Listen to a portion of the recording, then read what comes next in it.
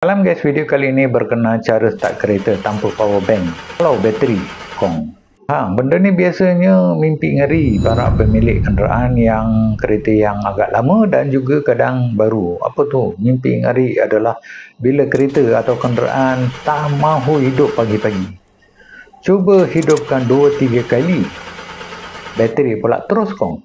Jadi apa solusinya kalau tiada power bank ataupun jam starter? Saya percaya ramai yang tiada power bank ataupun jam starter sebab agak mahal. Jadinya apa yang kita boleh buat supaya dapat start kereta tersebut? Okey, begini caranya. Gunakan bateri rechargeable device seperti grinder, cutter ataupun drill yang menggunakan detachable battery yang boleh kita cabut.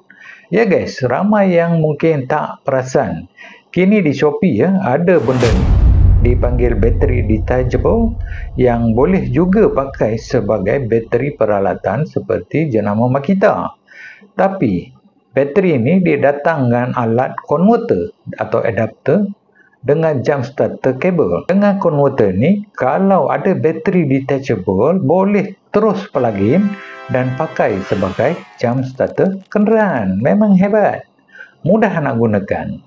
Tapi kalau tak ada, boleh je beli satu set ni siap dengan adapter, bateri dan juga charger supaya lepas guna boleh charge terus dan simpan untuk standby lain kali. Manalah tahu bateri kong lagi, boleh pakai lagi. Harganya pula sangatlah murah, bawah RM30 saja. RM30 ni untuk satu set semua ya.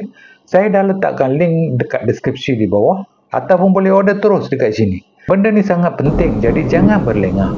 Sediakan payung sebelum hujan. Harga pun murah saja, baru RM30 kan. Satu set 3 barang. Okey guys, sila like, share dan juga langgan saluran Viral News Malaysia untuk video-video berinformasi dan juga bermanfaat. Dan jumpa lagi di video seterusnya.